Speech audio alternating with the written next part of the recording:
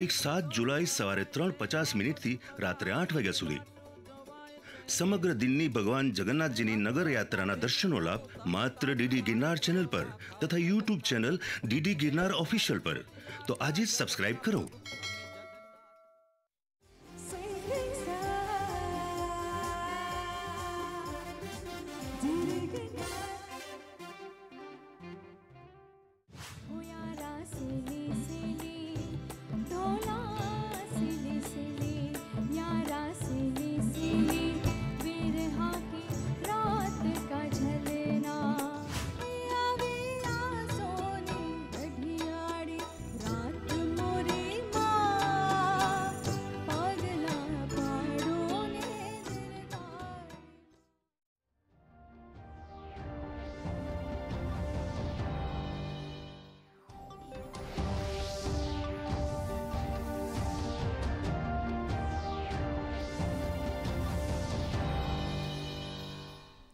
नमस्कार दर्शक मित्रों, दूरदर्शन समाचार में हूँ अर्पिता पंड्या आपનું स्वागत करूँ છું।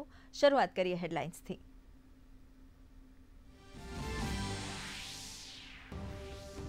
લોકસભામાં વિપક્ષ નેતા રાહુલ ગાંધી અને અખિલેશ યાદવના આચરણ સામે ભાજપે ઉઠાવ્યો વાંધો। કહ્યું તેમનું આચરણ દર્શાવે છે કે તે નવા સભા ચૂંટાઈને આવ્યા છે। તો સપા નેતા અખિલેશ યાદવે ગૃહમાં પેપર લીક અને ઈવીએમ પર અવિશ્વાસ મુદ્દે સરકાર પર કર્યા પ્રહાર। संसद में राष्ट्रपति अभिभाषण पर सतत बीजा दिवसे चर्चा चालू। पीएम मोदी आज धन्यवाद प्रस्ताव पर आपशे जवाब। चर्चा में उठेला मुद्दा पर रजू करशे सरकारनो पक्ष। संसदना सत्र वच्चे पीएम मोदीनी अध्यक्षता में एनडीएना सांसदोनी योजाई बैठक।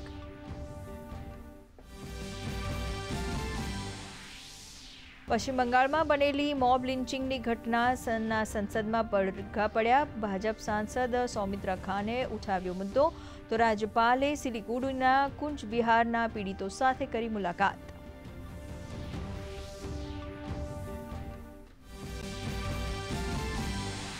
उत्तराखंड, हिमाचल प्रदेश सहित उत्तर भारत में भारे वरसादथी जनजीवन प्रभावित। बद्रीनाथ में अलकनंदा नदी जोखमी स्तरे रहता श्रद्धालुओं सहित नागरिकों ने सावचेत रहवा अनुरोध। आसाम में पूरने पगले 3 लाख थी वधु लोको असरग्रस्त। एनडीआरएफ सहितनी टीमों बचाव कामे लागी। सौराष्ट्र ने दक्षिण गुजरात में मुसळधार वरसाद। जूनागढ़ में भारे वरसादथी आसपासना 9 थी वधु रस्ताओं प्रभावित। तो तापीना वालोड पंथक में नीचाणवाळा विस्तारों पाणी में गरकाव।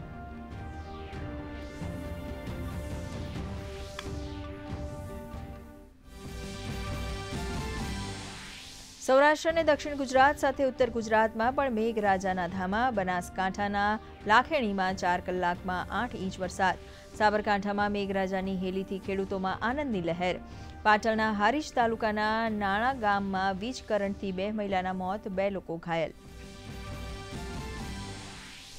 साइक्लोनिक सर्क्युलेशन सक्रिय थवाथी राज्य में वधशे वरसादनुं जोर। सूरत, नवसारी, वलसाड, दमण और दादरानगर हवेली में अति भारे वरसादने पगले रेड एलर्ट। तो बनासकांठा, पाटण, अरवली में भारे वरसादनी शक्यता। आगाहीने पगले 10 जिल्लाओं में एनडीआरएफनी टीमों कराई तैनात। राजकोट महानगरपालिकाना तत्कालीन टीपीओ અને અગ્નિકાંડના આરોપી મનસુખ સાગઠિયાની ઓફિસે હાથ ધરાયું સર્ચ ઓપરેશન। 15 કરોડ રૂપિયાના સોના સહિતના મુદ્દામાલ સાથે મોટા જથ્થામાં મળી આવી રોકડ। આવક સામે અપ્રમાણસર મિલકત બદલ ભ્રષ્ટાચાર મામલે એલસીબીના નોંધાઈ ફરિયાદ। ભારતીય શેર બજારમાં સેન્સેક્સ નિફ્ટી ઓલ ટાઈમ હાઈની સપાટીએથી સરકીને फ्लेट क्लोजिंग साथे बंद। सेंसेक्स में 34 आंक तो निफ्टी में 18 आंकनो घटाड़ो। एफएमसीजी ऑटो शेर्स में दबाण। आईटी और रियालिटी शेर में लेवाली सोनाना भाव में घटाड़ो तो चांदी में वधारो। समाचार विगतवार जोईए। આજે 18મી લોકસભાના પ્રથમ સત્રનો 7મો દિવસ છે। આજે લોકસભા તેમજ રાજ્યસભામાં રાષ્ટ્રપતિના અભિભાષણ પર ધન્યવાદ પ્રસ્તાવ અંગે ચર્ચા યથાવત રહી છે। દરમિયાન આજે લોકસભામાં સાંસદ અખિલેશ યાદવે સરકારને નીટ, ઈવીએમ અને રામ મંદિર મુદ્દે ભીંસમાં લીધી હતી અને ઈવીએમ મુદ્દે કહ્યું હતું કે ઈવીએમ ઉપર મને કાલે પણ ભરોસો નહોતો અને આજે પણ નથી। તો પેપર લીક મુદ્દે કહ્યું હતું કે સરકાર આવું એટલા માટે કરે છે કે જેથી તેમણે યુવાનોને નોકરી અને રોજગાર ન આપવા પડે। તો આ મુદ્દે ભાજપ સાંસદે પણ વિપક્ષ નેતા રાહુલ ગાંધી અને સપા નેતા અખિલેશ યાદવના આચરણ વિરુદ્ધ પલટવાર કર્યો હતો। વાત જો રાજ્યસભાની કરવામાં આવે તો જેપી નડ્ડા, અશોક ચૌહાણ, આઈએનસીના પ્રમોદ તિવારી પણ ચર્ચામાં સામેલ થયા હતા।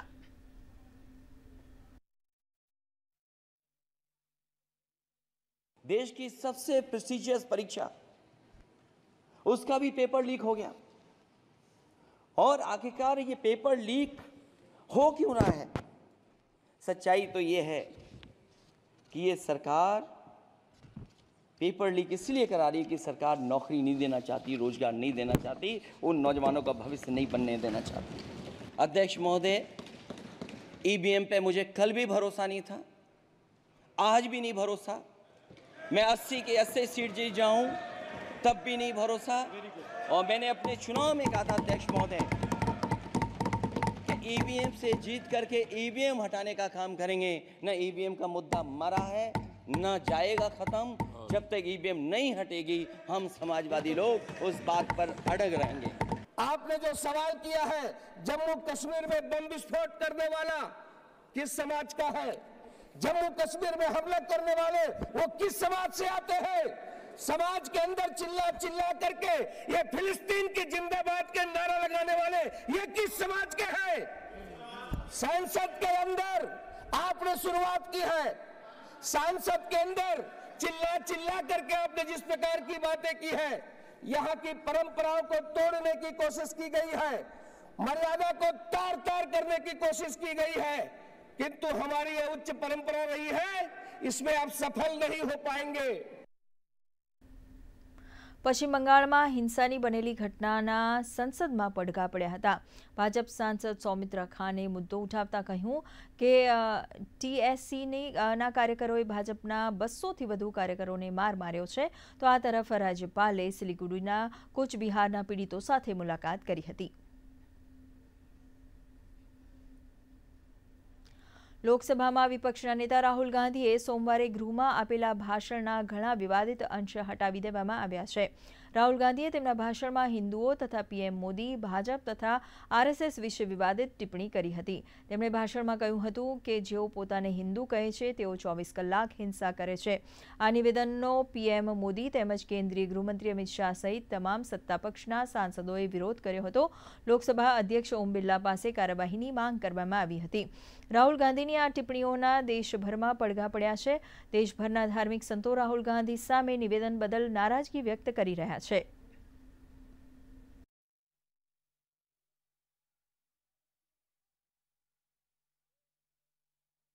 हिंदू तो अहिंसावादी है, हिंदू तो परोपकार करने वाला है, हिंदू के बराबर तो करुणावान कोई हो ही नहीं सकता। जिस तरह से राहुल गांधी जी ने संसद में ये कहा है, जो कि संविधान का संसद मंदिर कहा जाता है, और इस तरह की बात करना ये गलत है और इस पर हम संत धर्माचार्य में भारी विरोध है और संसद भवन में सबके सामने राहुल गांधी को माफी मांगनी चाहिए। मैं नहीं समझता कि किस कंसेप्ट में उन्होंने इसलिए को इस्लाम से जोड़ा है, और शायद उन्होंने जस्टिफिकेशन देने की कोशिश की है कि कांग्रेस का जो सिंबल है वो अभय मुद्रा जो वो इस्लाम में भी है। तो मैं इसका खंडन करता हूँ, ऐसा कुछ भी नहीं है। इस्लाम में अभय मुद्रा का कोई जिक्र नहीं है, और जो हम दुआ मांगते हैं उसको अभय मुद्रा से जोड़ के देखना बिल्कुल गलत है। Nowhere mentioned in any of the holy scriptures or even the teachings of the saints to associate any other symbolic posture to the philosophy and the faith of Islam. अधूरी जानकारी, गलत जानकारी उन्होंने हाउस में रखी है, जिसकी मुझे बहुत ही आज पीड़ा है, दुखी हूँ मैं। एक रिस्पॉन्सिबल पोस्ट पे एक ऐसे बयान देने जो कि बिल्कुल गलत दे रहे हैं, इससे मेरा मन बहुत आज आहत हुआ है।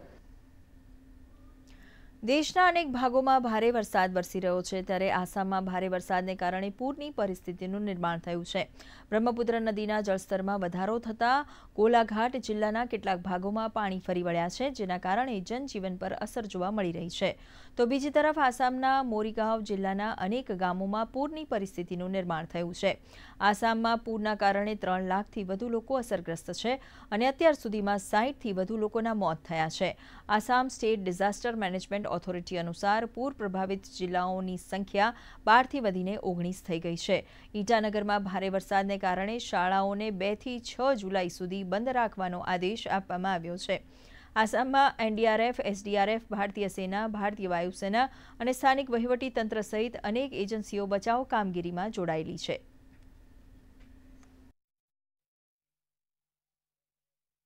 और असम में अभी तुरंत आज ही एनडीआरएफ की एक टीम भेजे और जल शक्ति के मंत्री भी वहां पे जाए, क्योंकि जिस प्रकार से एम्बैंकमेंट चारों तरफ टूट रहे हैं, पानी जिस तरफ से बढ़ रहा है, बहुत ही एक खतरनाक एक वातावरण वहाँ पे है।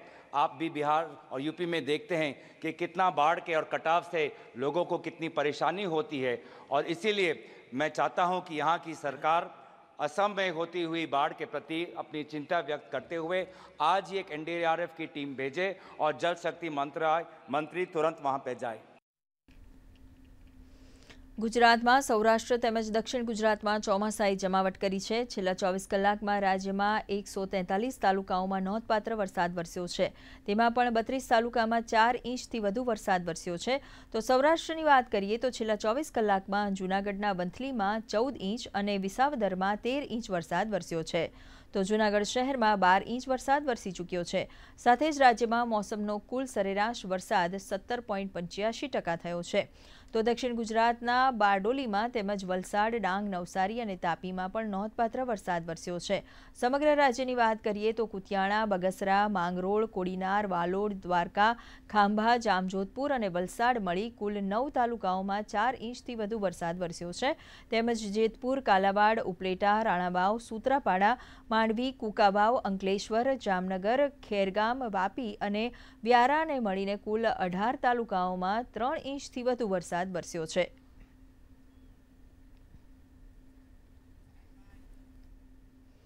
સંસદમાં રાષ્ટ્રપતિના અભિભાષણ પર સતત બીજા દિવસે ચાલેલી ચર્ચા પર પ્રધાનમંત્રી નરેન્દ્ર મોદી જવાબ આપી રહ્યા છે। પ્રધાનમંત્રી ચર્ચામાં ઉઠેલા મુદ્દા પર સરકાર તરફથી પક્ષ રજૂ કરી રહ્યા છે।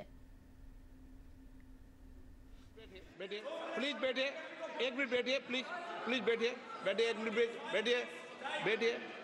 बैठिए। ऑनरेबल मेंबर्स, माननीय प्रधानमंत्री जी बोलेंगे। मणिपुर के मैंने एक माननीय सदस्य को पहले ही बोलने का मौका दे दिया था। उनकी पार्टी से 9 मेंबर बोले, बताइए 9 मेंबर बुलाए आपने। आदरणीय सभापति जी,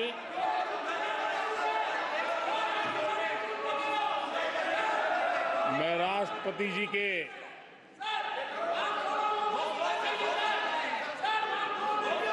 भाषण के प्रति आभार व्यक्त करने के लिए उपस्थित हुआ हूं। आदरणीय सभापति जी, हमारे आदरणीय राष्ट्रपति जी ने विकसित भारत के संकल्प को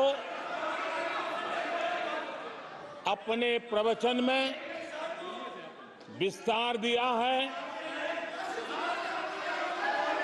आदरणीय राष्ट्रपति महोदया ने अहम विषय उठाए हैं। आदरणीय राष्ट्रपति जी ने हम सबका और देश का मार्गदर्शन किया है। इसके लिए मैं राष्ट्रपति जी का हृदय से आभार व्यक्त करता हूं। आदरणीय सभापति जी, कल और आज कई माननीय सदस्यों ने राष्ट्रपति जी के अभिभाषण पर अपने विचार व्यक्त किए हैं। मैं विशेष करके जो पहली बार सांसद बनकर के हमारे बीच आए हैं और उनमें से कुछ आदरणीय साथियों ने अपने जो विचार व्यक्त किए, संसद के सभी नियमों का पालन करते हुए किए। उनका व्यवहार ऐसा था जैसे एक अनुभवी सांसद का होता है और इसलिए प्रथम बार आने के बावजूद भी उन्होंने सदन की गरिमा को बढ़ाया है और उन्होंने अपने विचारों से इस डिबेट को और अधिक मूल्यवान बनाया है। आदरणीय सभापति जी,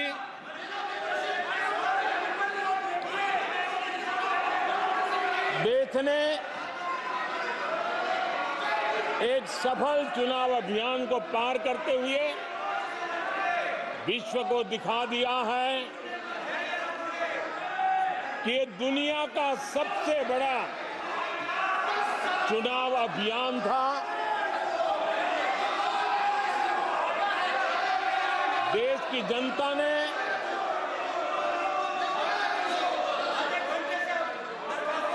दुनिया के सबसे बड़े चुनाव अभियान में जनता ने हमें चुना है और आदरणीय सभापति जी, मैं कुछ लोगों की पीड़ा समझ सकता हूं कि लगातार झूठ चलाने के बावजूद भी उनका घोर पराजय हुआ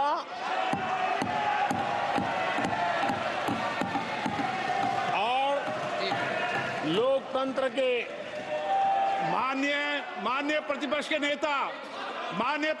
नेता ये शोभा नहीं देता। आपको पर्याप्त समय पर्याप्त अवसर दिया है, ये शोभा नहीं देता। आप सदन में डायरेक्शन दो।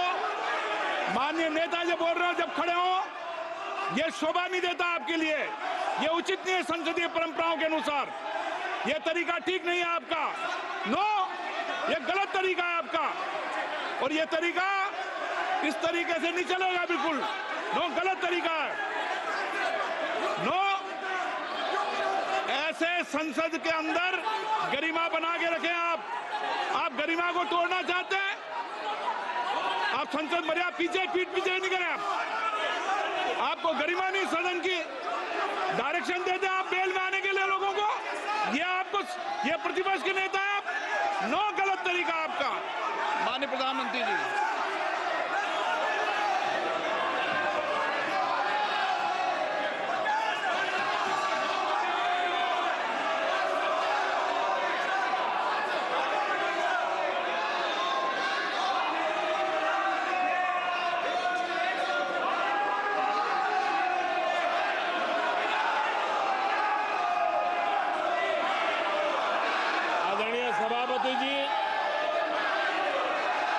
विश्व का सबसे बड़ा चुनाव अभियान और उसमें भारत की जनता ने हमें तीसरी बार देश की सेवा करने का मौका दिया है। ये अपने आप में लोकतांत्रिक विश्व के लिए बहुत ही महत्वपूर्ण घटना है, बहुत ही गौरवपूर्ण घटना है। आदरणीय सभापति जी, हमें हर कसौटी पर कसने के बाद देश की जनता ने ये जनादेश दिया है।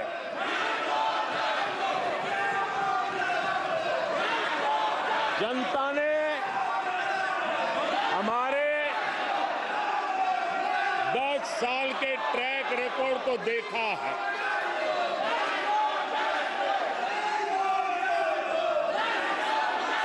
जनता ने देखा है कि गरीबों के कल्याण के लिए हमने जिस समर्पण भाव से जन सेवा ही प्रभु सेवा इस मंत्र को चरितार्थ करते हुए हमने जो कार्य किया है उसके कारण 10 साल में 25 करोड़ गरीब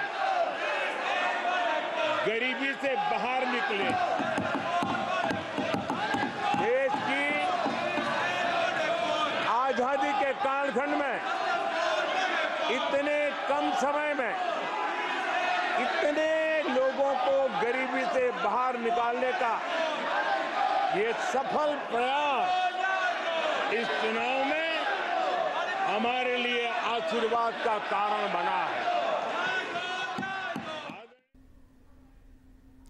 તો પ્રધાનમંત્રી નરેન્દ્ર મોદી લોકસભામાં ચર્ચાનો જવાબ આપી રહ્યા છે। વધુ કેટલાક સમાચારો પર નજર કરીએ તો ગુજરાતની જીવાદોરી સમાન નર્મદા ડેમની જળસપાટીમાં સતત વધારો થઈ રહ્યો છે। ડેમના કેચમેન્ટ વિસ્તારમાં વરસાદના કારણે ડેમની સપાટી 119.40 મીટર પર પહોંચી છે। ઉપરવાસમાંથી ડેમમાં 35,371 ક્યુસેક પાણીની આવક થઈ રહી છે। નર્મદા ડેમના તમામ ટર્બાઇન ચાલુ કરી દેવામાં આવ્યા છે। કેનલ હેડ પાવર હાઉસમાંથી 10,339 ક્યુસેક પાણીની જાવક થઈ રહી છે। ડેમના રિવરબેડ પાવર હાઉસમાંથી 10,621 ક્યુસેક પાણીની જાવક થઈ રહી છે। હાલ નર્મદા ડેમમાં 1,132.20 ક્યુબિક મીટર લાઇવ સ્ટોરેજ પાણીનો જથ્થો છે। તો મોરબી જિલ્લામાં વરસાદને પગલે મચ્છુ 3 ડેમના દરવાજા ખોલવા પડે તેવી સ્થિતિ છે। તંત્ર દ્વારા મોરબી માળિયા તાલુકાના 21 ગામના લોકોને નીચાણવાળા વિસ્તારમાં તેમજ નદી કાંઠે જવા માટે તાકીદ કરવામાં આવી છે। 3 કલાક અવિરત વરસાદ પડવાને કારણે ગામનો રસ્તો બંધ થયેલો હતો। સ્કૂલ પણ બંધ રાખવામાં આવી હતી। આપ જોઈ શકો છો તળાવ ભરાઈ ચૂક્યા છે। લગભગ 17 થી 18 ચેક ડેમ આવ્યા છે, એ પણ ભરાઈ ચૂક્યા છે, છલકી ચૂક્યા છે। ખેડૂતો માટે એક સારી આશા છે કે આ વર્ષ સારું થશે। દૂરદર્શન માટે શેખ પીપળિયાથી હસમુખ રામાણી। ઉપરવાસમાં વરસાદ પડવાના કારણે નર્મદા ડેમમાં પાણીની આવક થઈ રહી છે। નર્મદા ડેમની જળ સપાટીની જો વાત કરીએ તો 119.40 મીટરે નર્મદા ડેમની જળ સપાટી પહોંચી છે। એટલે 119.40 મીટરે પહોંચતાની સાથે CHPH અને RBPHના ટર્બાઇનો શરૂ કરી દેવામાં આવ્યા છે અને ટર્બાઇનો થકી નર્મદા નદીમાં 20,000 ક્યુસેક પાણી છોડવામાં આવી રહ્યું છે। જો વાત કરીએ તો નર્મદા ડેમમાં અત્યારે 1132.9 ક્યુબિક મીટર પાણીની સ્ટોરેજ છે। એટલે આવનારા સમયમાં ઉનાળામાં જો પાણીની જરૂરિયાત ઊભી થાય તો નર્મદા ડેમ સક્ષમ છે। વિશાલ પાઠક, દૂરદર્શન સમાચાર, નર્મદા। હવામાન વિભાગની આગાહી છે કે ગુજરાતમાં સાયક્લોનિક સર્ક્યુલેશનની સિસ્ટમ સક્રિય છે, જેના કારણે આગામી 5 દિવસ વરસાદની આગાહી છે। આજે સુરત, નવસારી, વલસાડ, દાદરાનગર હવેલીમાં અત્યંત ભારે વરસાદની આગાહી કરવામાં આવી છે। તો સાથે જ બનાસકાંઠા, પાટણ, મહેસાણા, સાબરકાંઠા, અરવલ્લી, દાહોદ, મહીસાગર, છોટાઉદેપુર, ભરૂચ, ડાંગ, તાપી અને સુરેન્દ્રનગર, જામનગર, જૂનાગઢ, અમરેલી, ભાવનગર, મોરબી, દ્વારકા, ગીર સોમનાથ, કચ્છ અને દીવમાં અતિભારે વરસાદની આગાહી કરાઈ છે, જ્યારે અન્ય વિસ્તારોમાં ભારે વરસાદ રહેશે। અમદાવાદમાં પણ આજે ભારે પવન સાથે વરસાદની આગાહી કરવામાં આવી છે।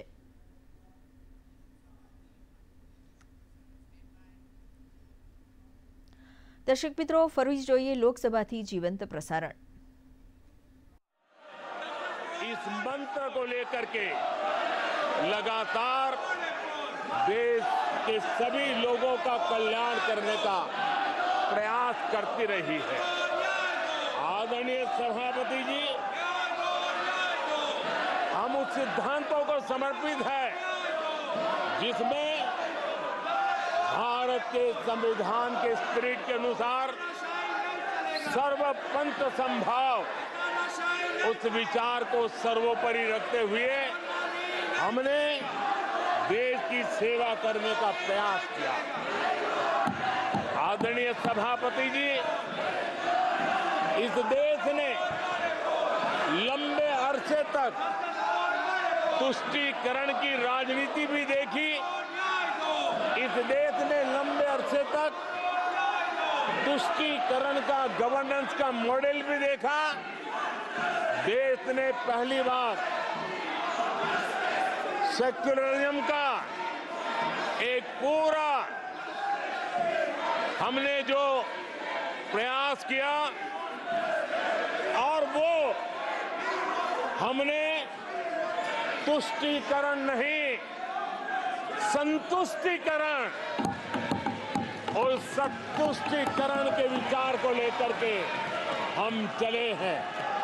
और जब हम संतुष्टिकरण की बात करते हैं तो इसका मतलब है कि हर योजना का सैचुरेशन गवर्नेंस की आखिरी व्यक्ति तक पहुंचने की हमारी जो संकल्पना है, इसको परिपूर्ण करना। और जब हम सैचुरेशन के सिद्धांत को लेकर चलते हैं, तब सैचुरेशन सच्चे अर्थ में सामाजिक न्याय होता है।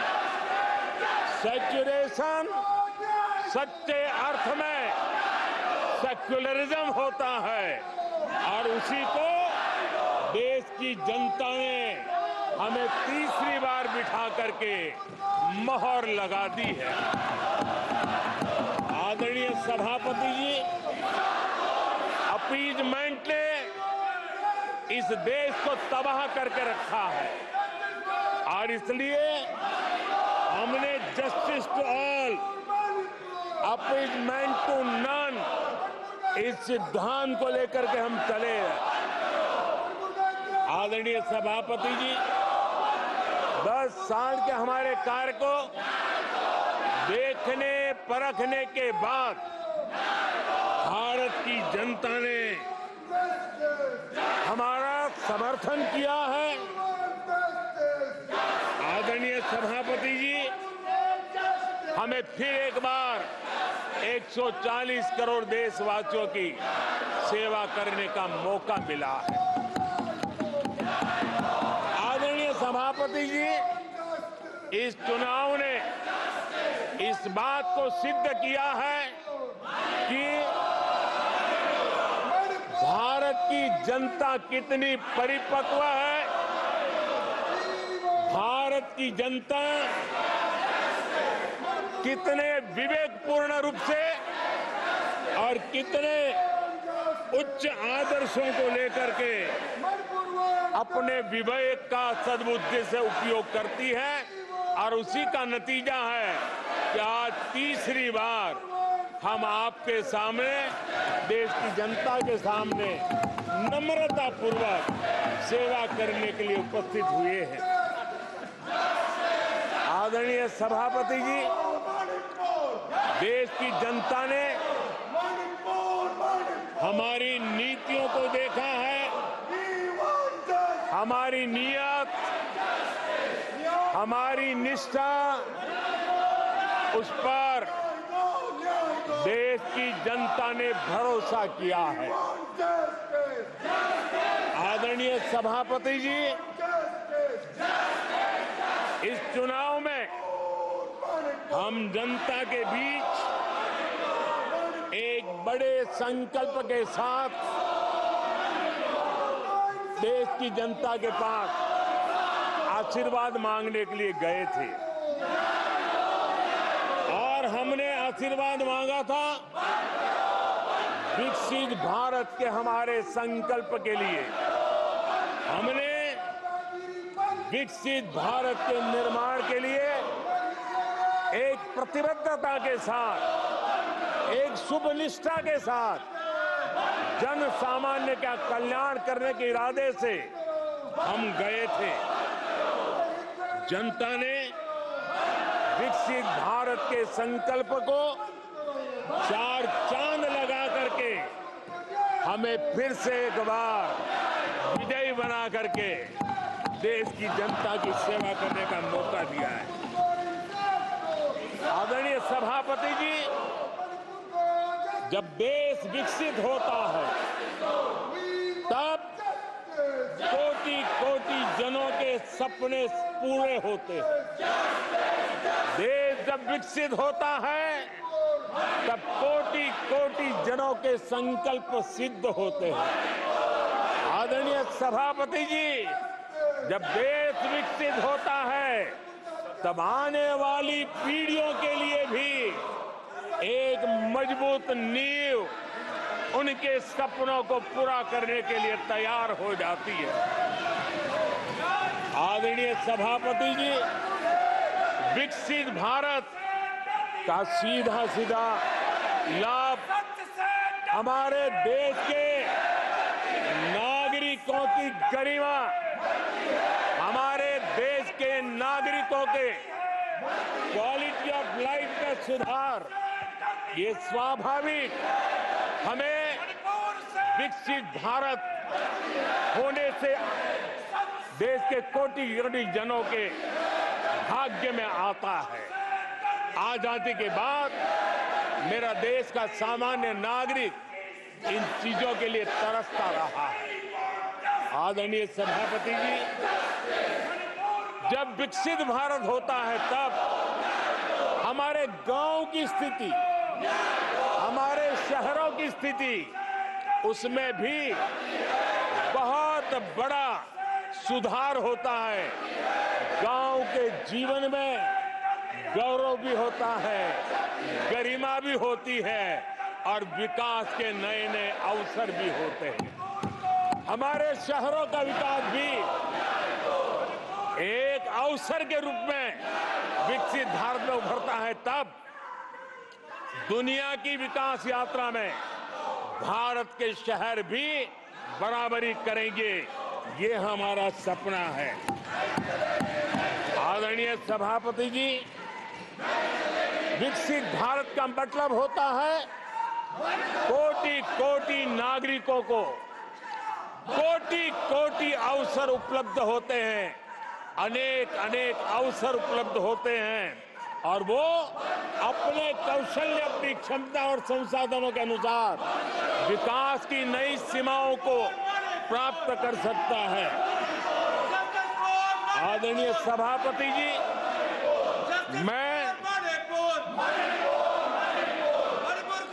आदरणीय सभापति जी,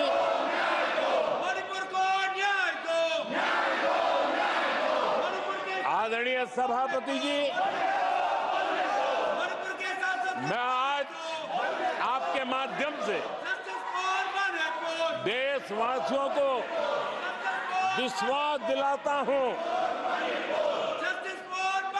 मैं देशवासियों को विश्वास दिलाता हूं कि विकसित भारत के जिस संकल्प को लेकर के हम चले हैं, उस संकल्प की पूर्ति के लिए हम भरसक प्रयास करेंगे, पूरी निष्ठा से करेंगे, पूरी ईमानदारी से करेंगे और हमारा समय का पल पल और हमारे शरीर का कण कण हम देशवासियों को विकसित भारत के सपने को पूरा करने के लगाएंगे।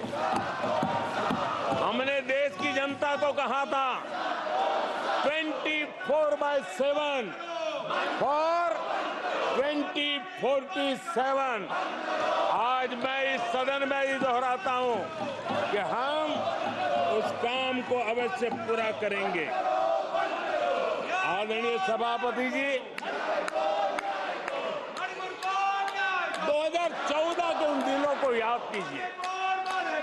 उन 2014 के उन दिनों को याद करेंगे तो हमारे ध्यान में आएगा कि हमारे देश के लोगों ने उनका आत्मविश्वास खो चुका था, देश निराशा की गर्त में डूब चुका था। ऐसे समय 2014 के पहले देश ने जो सबसे बड़ा नुकसान भुगता था, जो सबसे बड़ी अमानत खोई थी, वो था देशवासियों का आत्मविश्वास। और जब विश्वास और आत्मविश्वास खो जाता है, तब उस व्यक्ति को, उस समाज को, देश को खड़ा होना मुश्किल हो जाता है। और उस समय सामान्य मानवी के मुंह से यही निकलता था कि वो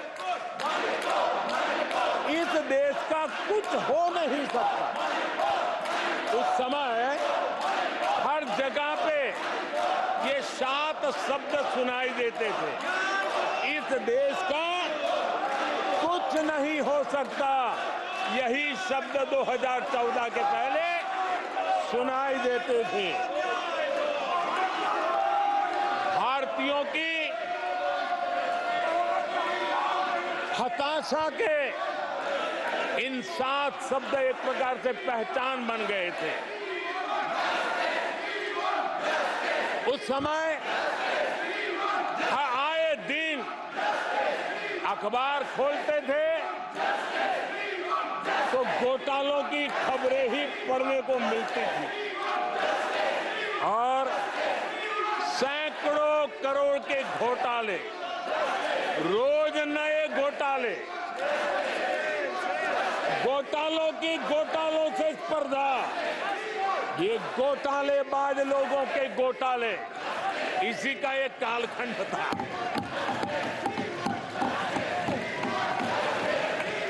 और बेशर्मी के साथ सार्वजनिक रूप से स्वीकार भी कर लिया जाता था कि दिल्ली से 1 रुपया निकलता है तो 15 पैसा पहुंचता है। 1 रुपये में 85 पैसे का घोटाला। इस घोटालों की दुनिया ने देश को निराशा की गर्त में डुबो दिया था। पॉलिसी पैरालिसिस था, फ्रेजाइल 5 में पहुंच चुके थे। भाई भतीजावाद इतना फैला हुआ था कि जिसके लिए सामान्य नौजवान तो आशा छोड़ चुका था कि अगर कोई सिफारिश करने वाला नहीं है तो जिंदगी अटक जाएगी। ये स्थिति पैदा हुई थी। गरीब को घर लेना हो, हजारों रुपए की रिश्वत देनी पड़ती थी। आदरणीय सभापति जी, अरे गैस के कनेक्शन के लिए मेंबर पार्लियामेंट के यहाँ, सांसदों के यहाँ अच्छों को चक्कर काटने पड़ते थे और वो भी बिना कट के लिए गैस के कनेक्शन नहीं मिलते थे। आदरणीय सभापति जी, मुफ्त राशन भी पता नहीं कब बाजार में दुकान पर बोर्ड लटक जाए, हक का राशन नहीं मिलता था, उसके लिए भी रिश्वत देनी पड़ती थी।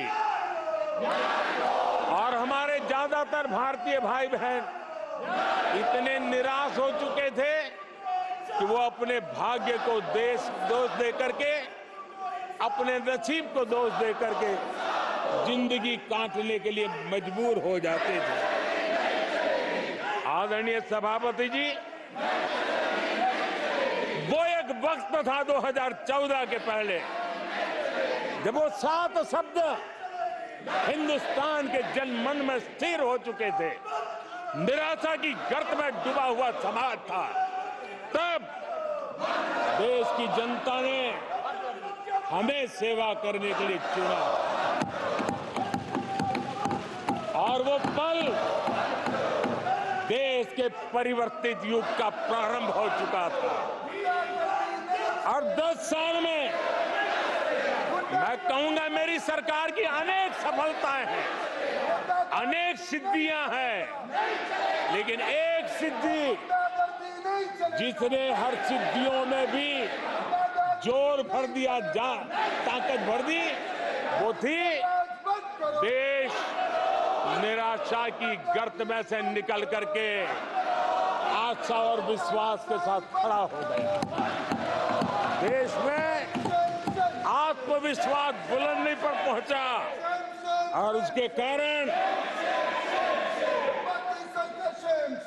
वो सब वक्त का जो शब्द थे देश की युवा पीढ़ी की डिक्शनरी से निकलने लगे। धीरे धीरे देश के मन में स्थिर हो गया। जो 2014 से पहले कहते थे कुछ नहीं हो सकता, वो कहने लगे कब इस देश में सब कुछ हो सकता है, इस देश में सब कुछ संभव है। ये विश्वास जताने का काम किया हमने। जब हमने सबसे पहले तेज 5G रोल आउट हमने दिखाया,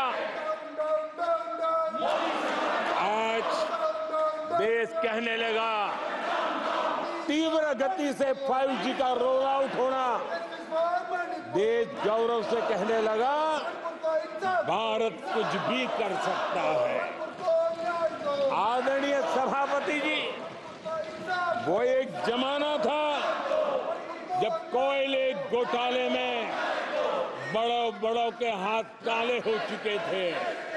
आज कोयले का सर्वाधिक उत्पाद, सर्वाधिक प्रोडक्शन, आज कोल प्रोडक्शन के विक्रम हुए हैं और इसी के कारण देश अब कहने लगा है अब भारत कुछ भी कर सकता है। आदरणीय सभापति जी, वो एक समय था 2014 के पहले जब फोन बैंकिंग करके बड़े बड़े बैंक घोटाले किए जा रहे थे। अपनी पर्सनल प्रॉपर्टी की तरह बैंक का खजाना लूट लिया गया था। आदरणीय सभापति जी, 2014 के बाद नीतियों में परिवर्तन, निर्णयों में गति, निष्ठा, प्रामाणिकता की और उसी का परिणाम है दुनिया की अच्छी बैंकों में आज भारत की बैंकों का स्थान बन गया। आज भारत की बैंक सर्वाधिक मुनाफा करने वाली बैंक बन गई और लोगों की सेवा करने के लिए गए।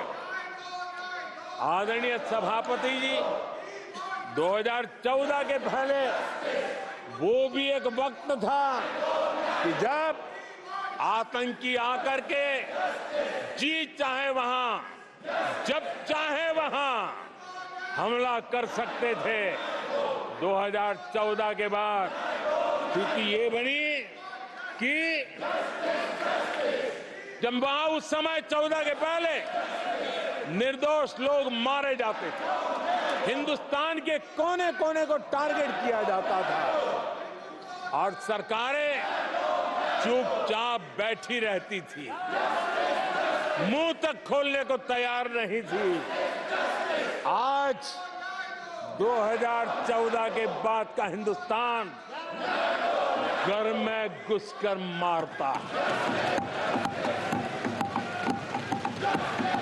सर्जिकल स्ट्राइक करता है, एयर स्ट्राइक करता है और आतंकवाद के आकाओं को भी सबक सिखाने का सामर्थ्य दिखा दिया है।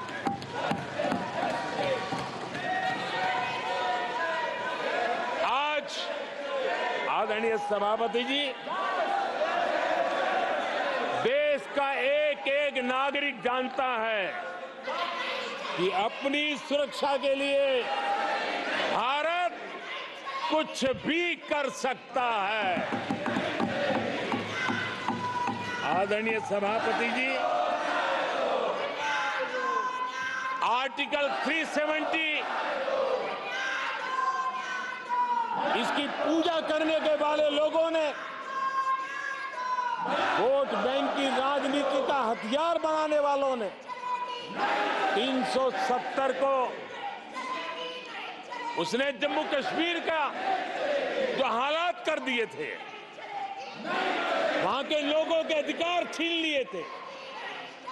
भारत का संविधान जम्मू की कश्मीर की सीमा में प्रवेश नहीं कर सकता था और यहां संविधान सर पे रख करके नाचने वाले लोग संविधान को जम्मू कश्मीर में लागू करने का हौसला नहीं रखते, बाबा साहब अम्बेडकर का अपमान किया करते। और 370 का वो जमाना था, सेनाओं पर पत्थर चलते थे और लोग निराशा में डूब करके कहते थे अब तो जम्मू कश्मीर में कोई हो नहीं सकता है। आज आर्टिकल 370 की दीवार गिरी, पत्थरबाजी बंद है, लोकतंत्र मजबूत है और लोग बढ़ चढ़ करके भारत के संविधान में भरोसा करते हुए, भारत के तिरंगे झंडे पर भरोसा करते हुए, भारत के लोकतंत्र में भरोसा करते हुए बढ़ चढ़ करके मतदान करने के लिए आगे आ रहे हैं, ये साफ साफ दिखाई देता है। आदरणीय सभापति जी, 140 करोड़ देशवासियों में ये विश्वास पैदा होना,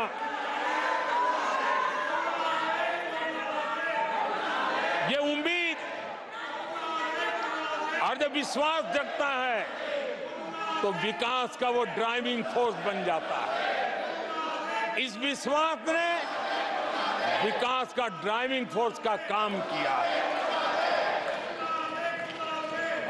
आदरणीय सभापति जी, ये विश्वास विकसित भारत संकल्प से सिद्धि का विश्वास है। आदरणीय सभापति जी, जब आजादी का जंग चल रहा था और जो भाव देश में था, जो जोश था, उत्साह था, उमंग था, जो विश्वास था कि आजादी लेके रहेंगे, आज देश के कोटि कोटि जनों में वो विश्वास पैदा हुआ है, जिस विश्वास के कारण आज विकसित भारत होना एक प्रकार से उसकी मजबूत नींव इस चुनाव में शिलान्यास हो चुका है। जो ललक आजादी के आंदोलन में थी, वही ललक विकसित भारत के इस सपने को साकार करने में है।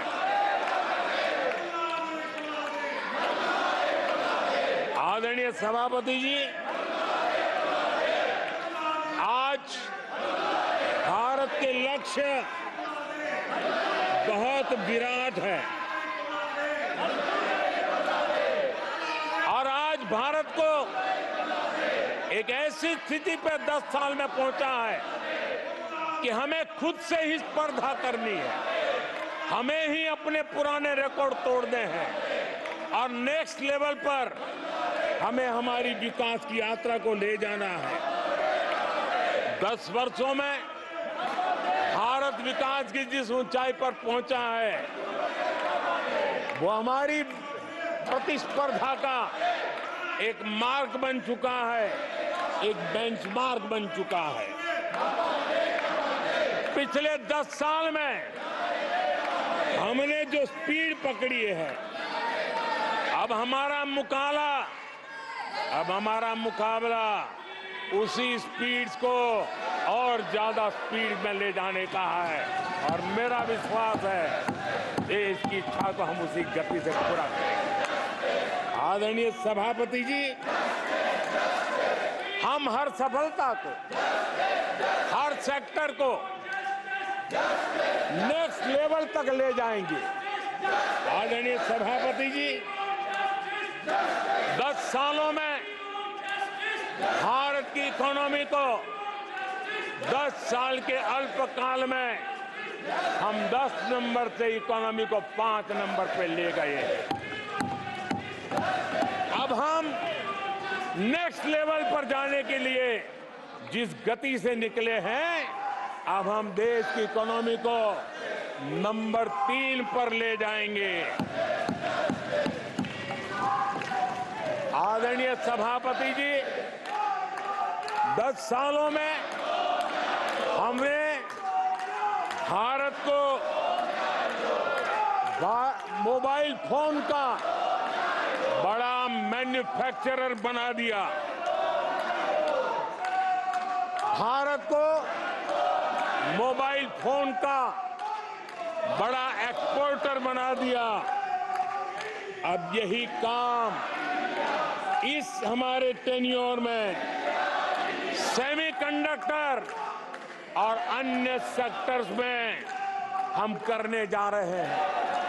दुनिया के महत्वपूर्ण कामों में जो चिप्स काम में आएगी, वो चिप्स मेरे भारत की मिट्टी में तैयार हुई होगी। मेरे नौजवानों की बुद्धि का परिणाम होगा, मेरे भारत के नौजवानों के परिश्रम का परिणाम होगा। ये विश्वास हमारे भीतर है। आदरणीय सभापति जी, हम आधुनिक भारत की तरफ भी जाएंगे, हम विकास की नई ऊंचाइयों को, लेकिन हमारी जड़ें जमीन से जुड़ी रहेगी, हमारे पैर देश के जन सामान्य की जिंदगी से जुड़े रहेंगे और हम 4 करोड़ गरीबों के घर बना चुके हैं। आने वाले इस टेन्योर में तेज गति से 3 करोड़ और घर बना करके इस देश में किसी को भी घर के बिना रहना ना पड़े, ये हम देखेंगे। आदरणीय सभापति जी, 10 साल में विमेन सेल्फ हेल्प ग्रुप में हमने देश की कोटि-कोटि बहनों को एंटरप्रेन्योर के क्षेत्र में एक बहुत सफलतापूर्वक हमने आगे बढ़े हैं। अब हमने उसको नेक्स्ट लेवल पे ले जाने वाले हैं। अब हमारे विमेन सेल्फ हेल्प ग्रुप में जो बहनें काम कर रही हैं, उनकी आर्थिक गतिविधि इतनी बढ़ाना चाहते हैं, उसका इतना विस्तार करना चाहते हैं कि हम बहुत कम समय में 3 करोड़ ऐसी बहनों को लखपति दीदी बनाने का संकल्प लेकर के चलने वाले। आदरणीय सभापति जी, मैंने पहले भी कहा है, आज मैं फिर से दोहराऊं, हमारी तीसरी टर्म में इसका मतलब है हम 3 गुना स्पीड से काम करेंगे। हमारी तीसरी टर्म का मतलब है हम 3 गुना शक्ति लगाएंगे। हमारी तीसरी टर्म का मतलब है हम देशवासियों को 3 गुना परिणाम ला करके देंगे।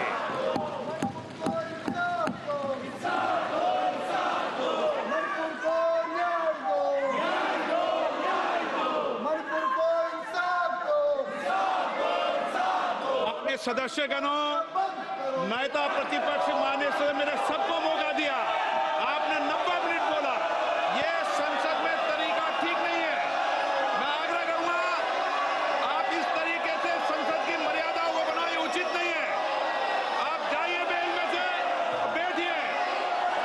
आपको पर्याप्त समय, पर्याप्त अवसर दिया, आपको 90 मिनट बोलने दिया और समय पूरा दिया, आपकी सभी सदस्यों को बोलने का अवसर दिया, लेकिन आप जब सदन के नेता बोलते हैं, जिस तरीके का व्यवहार करते हैं, ये संसदीय परंपराओं के अनुरूप नहीं है और ये इतनी बड़ी पार्टी जो लेकर आप चल रहे हो, उसकी परंपराओं के अनुरूप भी नहीं है। ये 5 साल ऐसे चलने वाला नहीं है। माननीय प्रधानमंत्री जी। आदरणीय सभापति जी,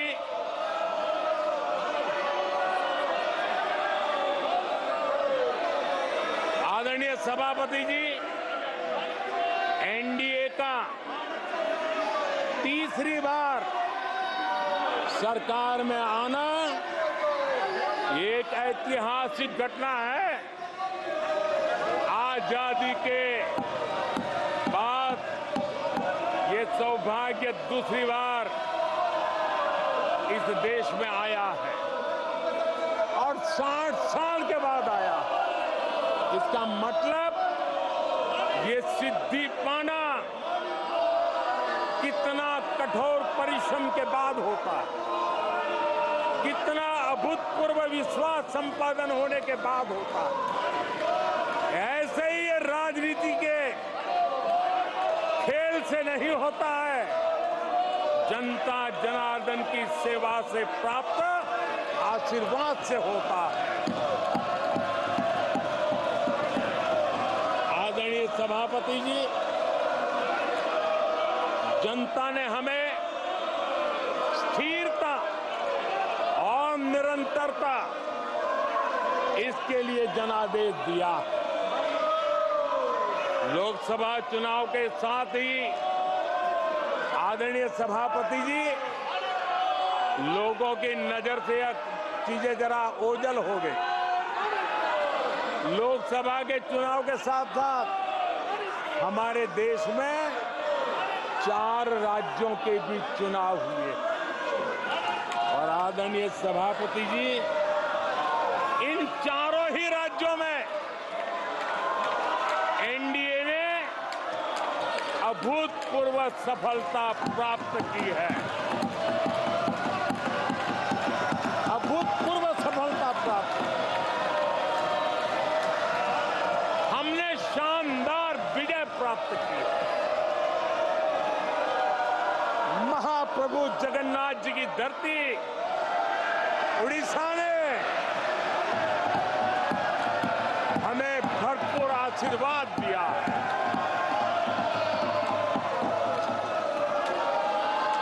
आदरणीय सभापति जी, आंध्र प्रदेश एनडीए ने क्लीन स्वीप किया है। सूक्ष्मदर्शक यंत्र में भी ये नजर नहीं आते हैं। आदरणीय सभापति जी, अरुणाचल प्रदेश हम फिर एक बार सरकार बनाई है। सिक्किम में एनडीए ने फिर एक बार सरकार बनाई है। अभी 6 महीने पहले ही आदरणीय सभापति जी,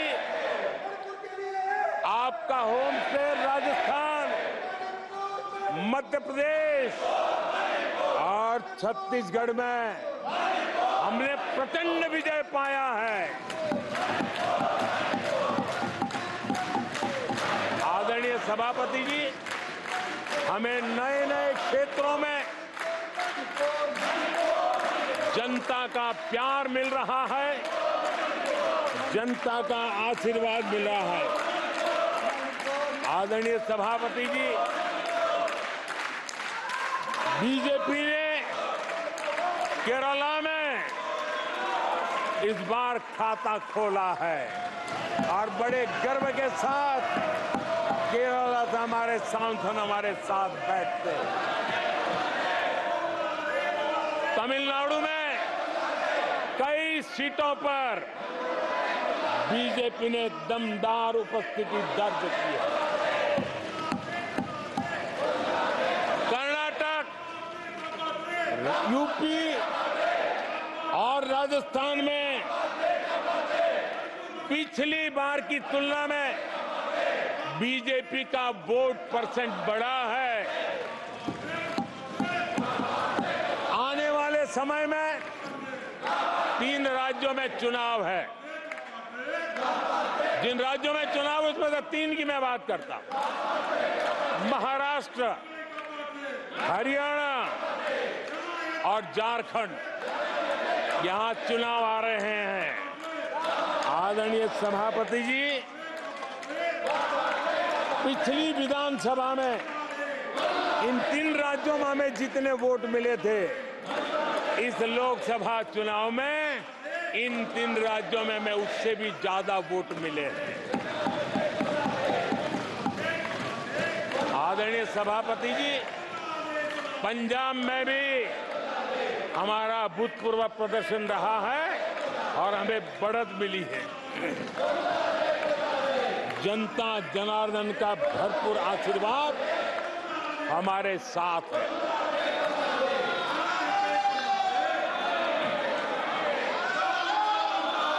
आदरणीय सभापति जी, 24 के चुनाव में कांग्रेस के लिए भी इस देश की जनता ने जनादेश दिया है और इस देश की जनादेश है कि आप वहीं बैठिए,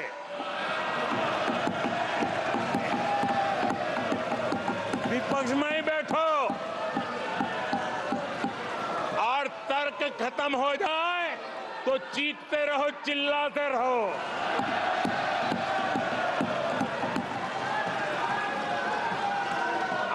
सभापति जी,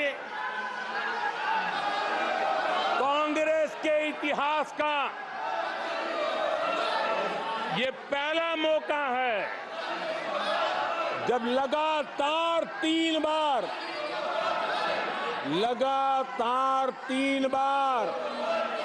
कांग्रेस 100 का आंकड़ा पार नहीं कर पाई है। कांग्रेस के इतिहास में ये तीसरी सबसे बड़ी हार है, तीसरा सबसे खराब प्रदर्शन है। अच्छा होता कांग्रेस अपनी हार स्वीकार करती, जनता जनार्दन के आदेश को सर आंखों पर चढ़ाती, आत्ममंथन करती, लेकिन ये तो कुछ शीर्षासन करने में लगे हुए हैं।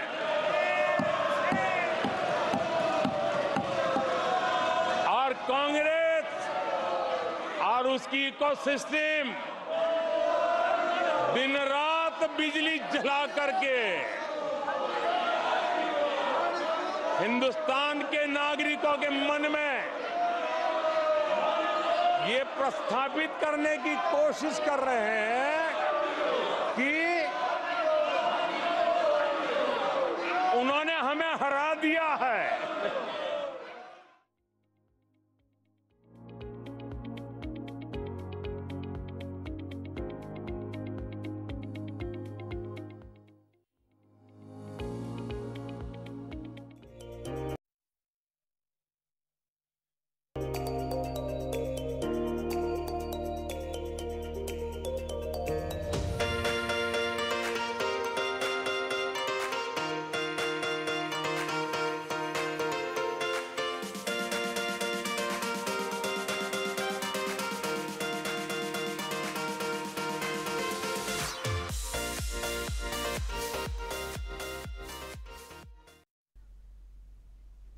નમસ્તે દર્શક મિત્રો, હેલો કારકિર્દી કાર્યક્રમમાં આપનું હાર્દિક સ્વાગત છે।